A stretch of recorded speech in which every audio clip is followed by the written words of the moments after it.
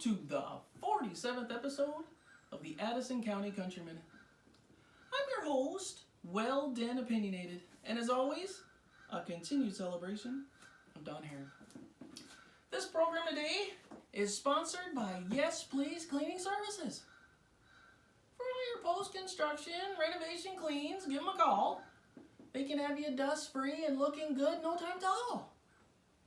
In and out, lickety-split, you won't even know they're there.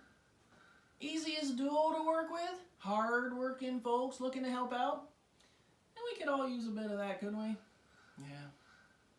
Look for the butterfly. You can find them on that Facebook thingy-dingy. Yeah, give them a call. Well, it's that time of year again. You guesses it. Cold soda pop, hot dogs, peanuts, popcorn, pop flies, sliding in home plate home runs, and dare I say, questionable calls by the referee. Oh yes, baseball season right here in the Green Mountain State. Lake Monsters at Centennial Field. What an incredible team. 16-0 against the New Britain Bees. One for the highlight reels. Sliding catches, deep home runs, crowd going wild. One for the ages. A real barn burner. A sensational game. Be sure to buy yourself some tickets. Take the whole family. Don't even ponder those darn gas prices.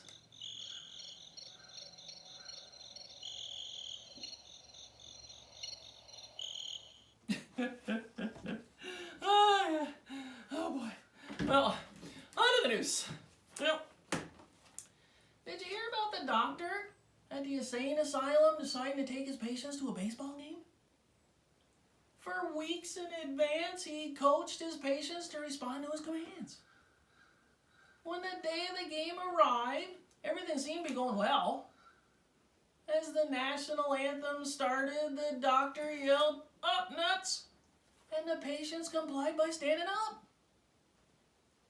After the anthem, he yelled, "Down, nuts!" and they all sat back down in their seats.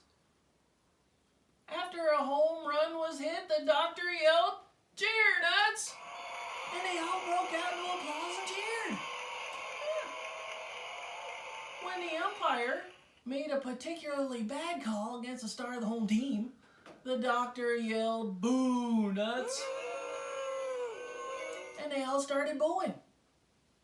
Thinking things were going pretty well, the doc decided to go get a beer and a dog, leaving his assistant in charge.